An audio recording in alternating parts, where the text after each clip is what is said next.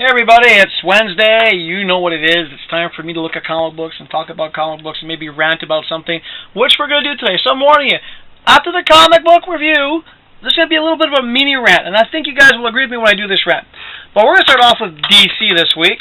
I'm not even giving them a credit of showing their logo because, frankly, they don't deserve it this week. So here we go, DC Comics, no logo.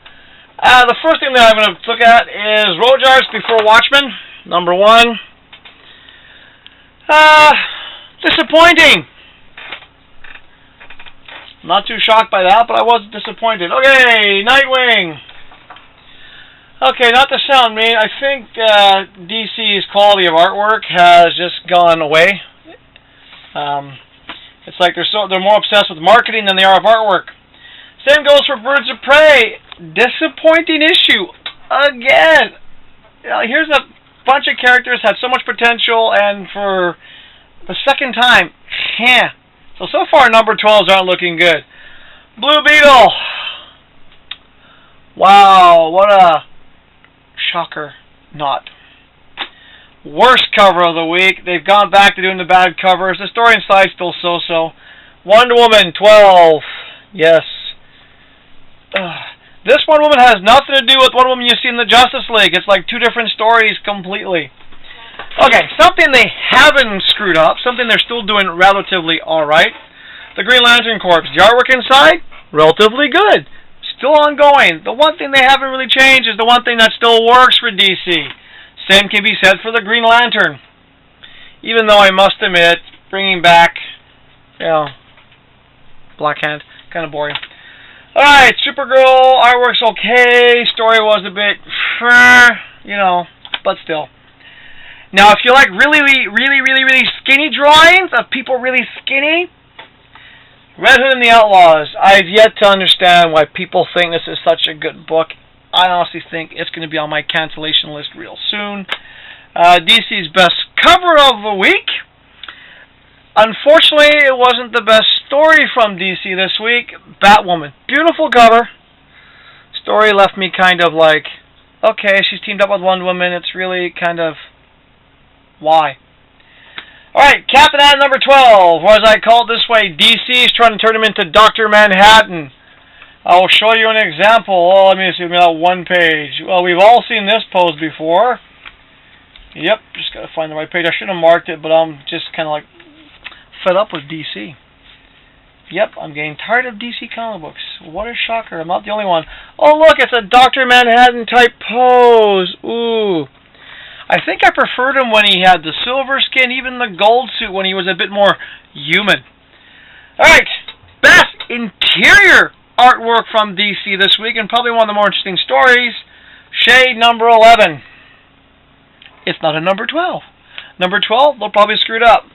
Like they did with Legion of Superheroes number 12. The artwork was rushed, inconsistent, and overall disappointing. DC Universe Presents, the series that was supposed to be like for new stories and so forth. Well, I felt like I bought one of those little kiddie DC books because they did a Kid Flash story starring the Dino Teen Titans. If you know what I'm talking about, the Saurians. Teen Titans, Ravagers, Kid Flash. It's like they're doing books for 10-year-olds and they expect us to think, oh, these are great stories.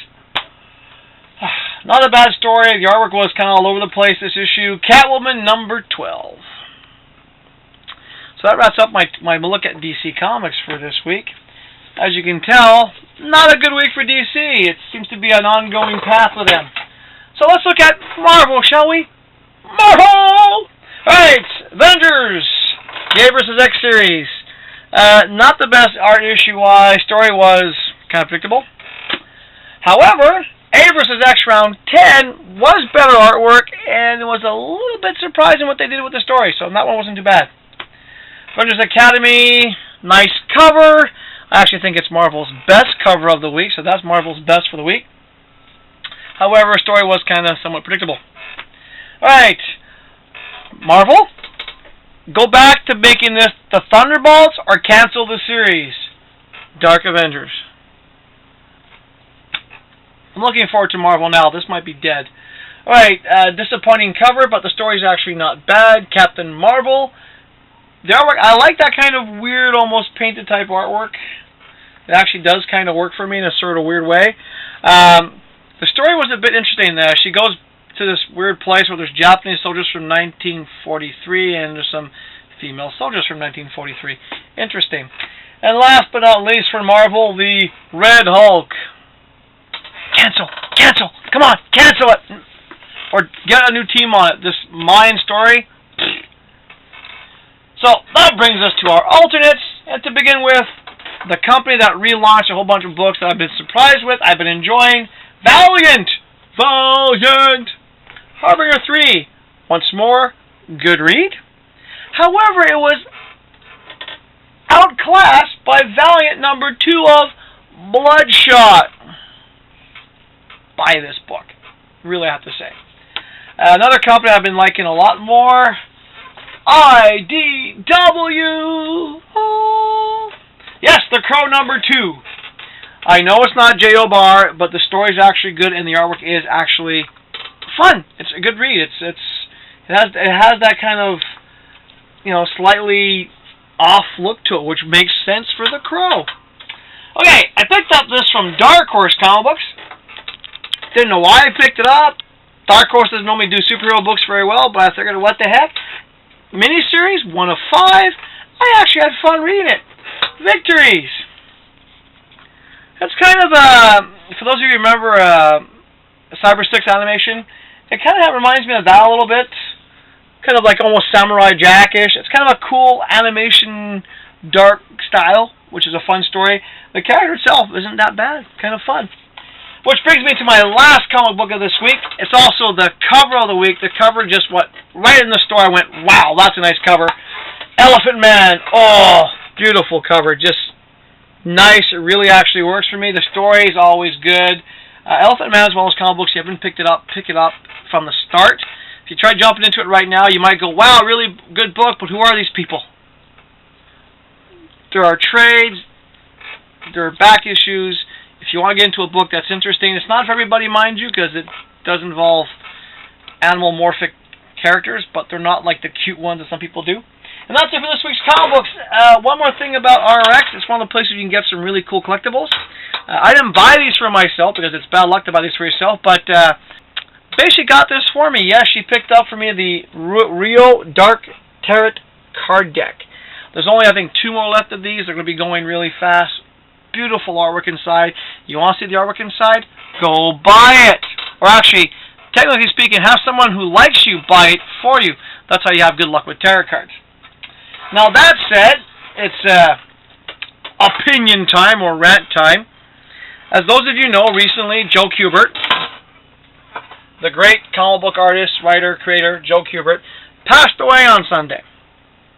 Now, Joe Kubert started working comic books when he was 12. He's most known for his Sergeant Raw comic book. He did Tarzan, Tor. I mean, he pretty much established Hawkman as a cool character.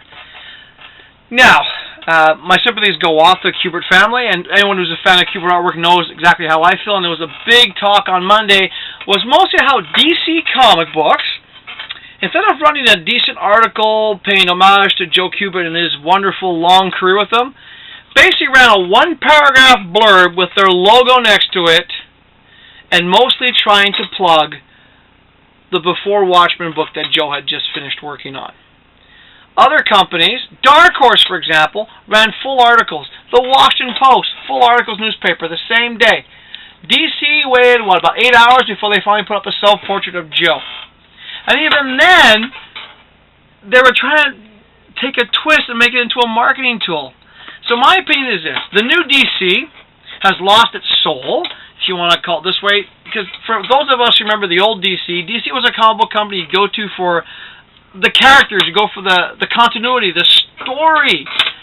The new DC, it seems to be, okay, hey, you're my buddy, Jim Lee. Get me a job. I want to work for good. And DC's going, well, let's do some marketing. Let's make some money. And who really cares about anything in the past and forget our longtime readers? Let's not even respect our guys like Joe Kubert, who did everything for us over all the years. Fact of the matter is, DC hasn't even kept their own word. Oh, it's going to be a revamp, not a reboot. 6 months later, oh, we rebooted everything to make things better. we're going to give our books a shot. They cancel books left and right. So basically, as a former fan of DC comic books, the old DC, which I'm still a fan of, the new DC, not to sound mean, you could have handled the Joe Kubert passing so much better. I think most of us agree that the way you're going, your marketing really isn't working, because you were number 2 before this new 52. Yeah, you had number 1 spot for a while, but for the most part, you're still number 2. And you might drop to number 3 if you keep this up. And one last thing about Joe Kubert I want to point out. People don't realize how important Joe Kubert was. Look at this. These are all alumni of Joe Kubert School. Look at this. All these people went to the Joe Kubert School. All of them. That's how important Joe Kubert was to the comic book industry. He encouraged artists left and right to become better, and he gave back. So, for you, Joe, Sergeant Rock will always be the only real character from a war comic that actually did more than just propaganda, and that's because of you. I cherish the artwork I have of yours, I cherish your stories, and I look forward to passing on my love of your artwork to everybody else. To the Kubert family, thank you very much. Montreal Man, looking forward to a day when DC gets back to its original roots and we stop getting all this marketing crap from them. See you next time.